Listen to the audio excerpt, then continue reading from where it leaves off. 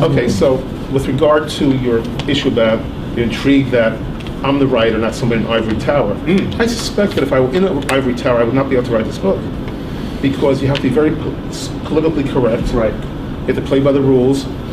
You can't bump against the pinnacle, apex pinnacle power players. Right. You have to be a little careful.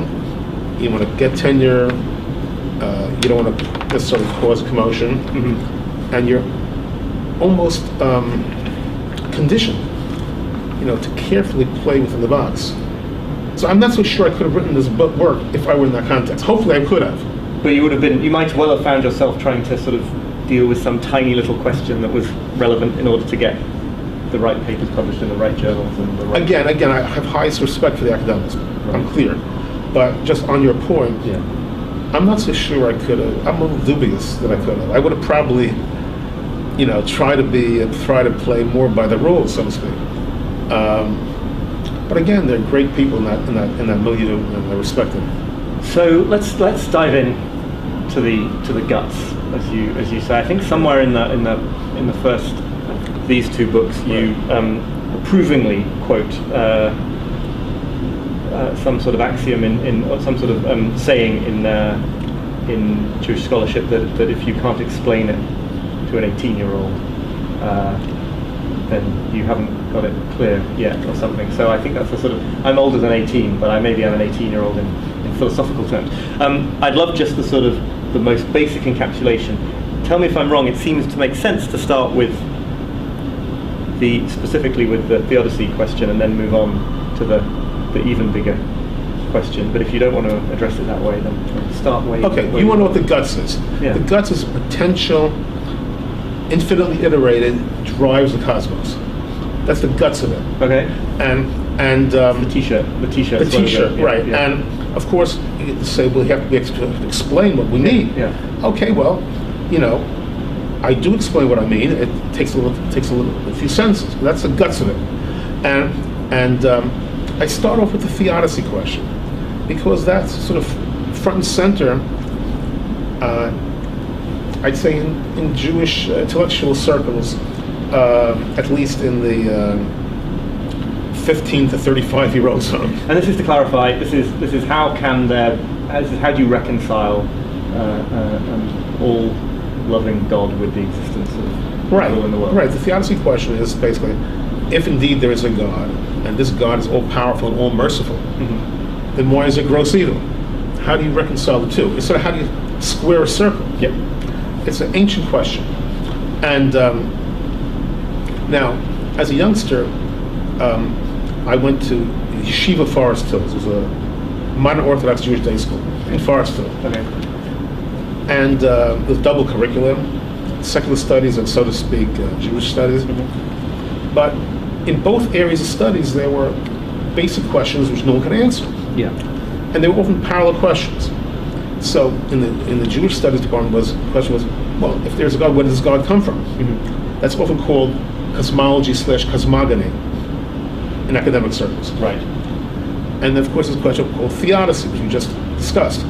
If this God is all powerful and merciful, then why is it gross evil? Okay. Now, in the secular area, the question is, well, okay, we hear about the Big Bang. Okay, interesting. Where did the Big Bang come from? Why denied the Big Bang? Had the Big Bang come out of nowhere? Yeah. Where does it come from? And then you have this basic question, like, who are we really? Who are we? I mean, we know sort of who we are, but who are we in the context of the whole universe? What does it mean? What does it mean? Yeah. Like, we have no real context. We have context from the planet Earth, its millions of years, evolution, yada yada. But what's this all about? Okay, so pretty soon it's clear to me I'm not going to get an answer. Not in school, not in synagogue, and not at home. Although everyone's smart and means well, but it's clear to me. Get that right. Never quite get that. Right. And then I went on to high school and college. I'm going to end up in Cambridge, Mass. I'm just double checking that this is picking us up. Sorry, yeah. I'm pretty sure that is working. I will test it again in a minute. Then I went to school in Cambridge, Mass. Yep. And I wasn't in philosophy, but I would go to all the lectures. There's a place called Hillel. There's often a Jewish student union called Hillel. Yep. And the Harvard Hillels are actually very powerful. It's for drawing big brains to their, particularly Friday night. And I go to all of them.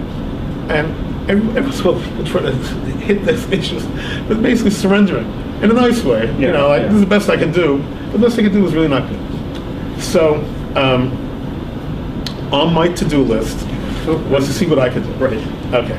And my working hypothesis was that there is a universe, I am here, I am real. So there must be an answer. There must be an answer to the question. And a lot of brilliant people have not been able to do it. How is it possible that so many brilliant people have missed it? So my working assumption was that it's very subtle and hiding in plain sight. That was my working assumption. Okay. That's the only way all these brilliant people over 1,000 years could have missed it.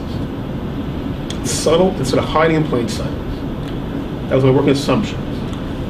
So, very nice, but how do you go from there to the next thing? The next stage, I said, well, I have to open my eyes, open my heart to everything. Right. Be open, like a baby. Right. And let me just, probe gently this and that, without getting too intense about anything. Maybe with a little luck, it'll emerge. Yeah. So,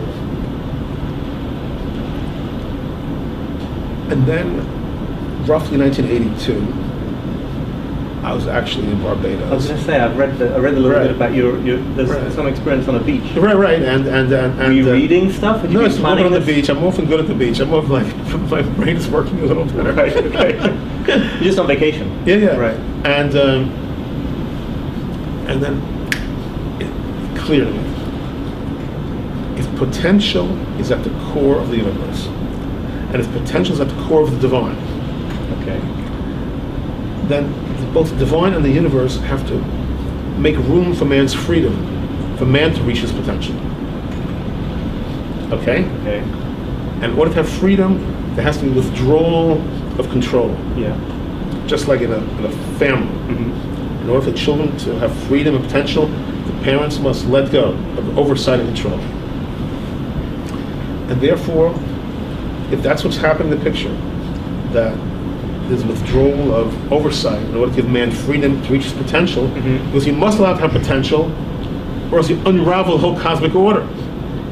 Right. And therefore, although there may be an infinite divine, all powerful, even infinite divine must withdraw to give man freedom to reach his potential. Because if it didn't, you unravel the entire cosmic order. That's the nuts, the guts of it. So my first response to that is to say that there are other traditional attempts to solve this dilemma, which have to do with humans having freedom to do bad things as well as good otherwise, but because the grant of freedom is so central to God's plan. You clearly believe this to be completely different to those approaches, and yet it seems quite similar. Okay, first of all, the expression is nothing totally new under the sun. Sure. There's nothing totally new under the sun. Okay, I'm putting together a few important concepts. You see, I'm saying there's no choice. If there's divine, the divine has no choice here. That's one of my crucial pivots. Divine has no choice but to withdraw. Okay. And has no choice but to give man freedom to reach potential. Because if it didn't, there could never have been a cosmos to begin with, or a divine to begin with. I'm saying there's no choice in the matter. It is not volitional on the part of the ostensible divine. So whereas in those other theories, God could have made humans without free will, but chose to give them free will, you're saying that there's no choice. That's a bit of a strike against God being omnipotent. Correct. It takes the edge off it. Right. If there is a God. Right. It takes the edge off it. Okay. And sometimes you have to take the edge off it to protect it. Okay. Right. Okay. But I'm also saying that there's literally withdrawal. I mean, it's hard for me to conceptualize the God of Israel standing, if there is a God of Israel, as we perceive it, standing in Auschwitz in real time, watching the atrocities. Absolutely.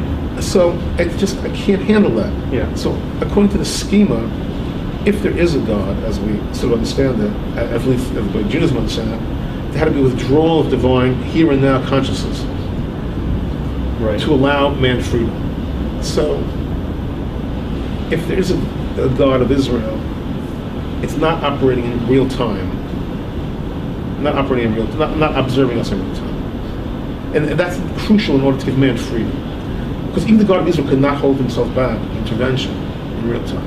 Oh, okay, so the idea that another difference with maybe those other set of theories I'm referring to is you would imagine that even if God thought that free will is important, with something like the Holocaust, you step over that. Might break the rule. But I'm saying, even at the risk of unraveling the cosmos. Right.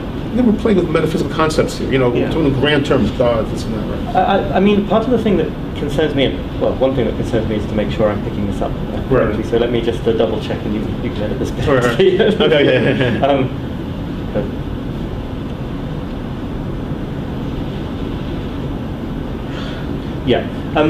So the other thing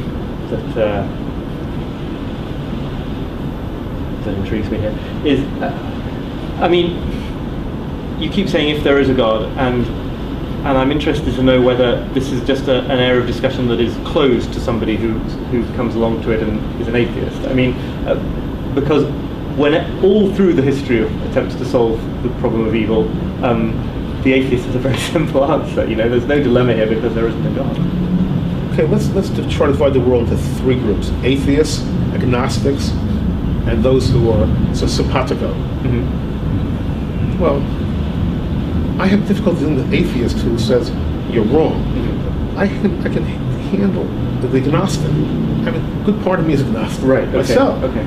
So, but isn't the simplest? No, if the Occam's razor, atheist has his own set of problems. Right. Why are you here? Where did you come from? Why is there a universe? Right. His own set of major problems. Pretty big ones. Yeah. Big ones. Yeah. At least agnostic is more open about it. That I don't know. I think that's a very legitimate intellectual position, frankly. And I think secretly most Jews are at least 50% agnostic. Don't tell the truth. I think that's the rule. Right. Despite this and that. Because we're dealing the audience, the atheist position. I don't see how it's intellectually defensible. Please forgive me, atheists. I can understand the agnostic position is a very powerful position, and the religious position has to deal with these issues. So you either need a solution to the problem of evil, or you need a solution to the problem of why is there anything and why are we here in the first place? Right, and remember that book 2 leaves that whole theodicy issue to book 1. Yeah. And it goes for the whole grander questions. And before we get sorry to interrupt. The other question that is weighing on my mind is to do with the word potential, and what the status of this word is and what the work is that it's doing, because it seems to me that somebody not fully understanding your work at this point, as I don't, there's always a risk with something that purports to be an explanation that it's just a labeling of the problem rather than a solving of the problem. So ask the question, pose the challenge. So the question is, what nature of thing is potential in your system, and couldn't it be said in criticism of your system that you're simply taking a mystery and labeling it potential and then walking away without having done any further explanatory work? Well, I spent the whole book on it, but I said 2 books on it. I'm not accused. Okay, no, and I think that to me, you're asking the crucial question. Right. The crucial question is what does it mean? Yeah. What are you saying? Yeah. What is potential that you're talking about? Right. Okay. And so obviously, if it's eluded the grand masters for a few 5,000 plus years, it'll take more than 60 seconds. But I'm here. Okay. I've got more than 60 seconds. Okay. In my mind, the concept at the tip of our noses, the concept that was hiding in plain sight all along, is what I call potential to the infinite power. Okay.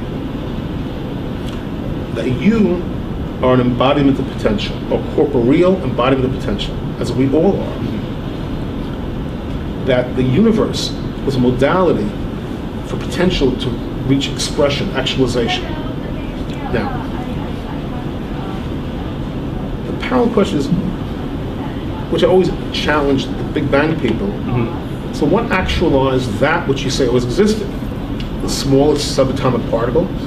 Where did that come from? So I posit that you can't not say that any classic thing always existed. No matter how small it is, oh yes, well, where did that come from? Aristotle breaks down on this problem, as does Maimonides, as does everybody else who tackles it. I say there's only one concept that you can legitimately say with conviction always existed, and that is what I call potential/possibility. If I say to you, I can say with conviction that potential possibility is eternal, by definition, I maintain it's hard for you to challenge that proposition. It's taken me 20 plus years to get to that, of that one proposition. Because it's impossible to imagine a state of affairs, however far back you go, even before any of the other things we know, where you could say that there wasn't possibility. Bingo. That's precisely, you said it better than I ever did. Bingo. Because of what has happened since. Also because of that. Right. But also by definition. Right. By definition. But mainly because of what's happened since. So obviously there was something possible. Right. Therefore, okay. No, please carry on. I'm thinking hard. I run with that football. Okay. I have my little football, my little, football 6-year-old, year-old, little football, and I run with that football. Yeah. I build a complete grand metaphysics. I simultaneously solve all the key issues. At least they all fit together. Right. I may be wrong, but it works. It's powerful. It's more powerful, clearly, respect to Harvard, Oxford, etc., than anything you've got.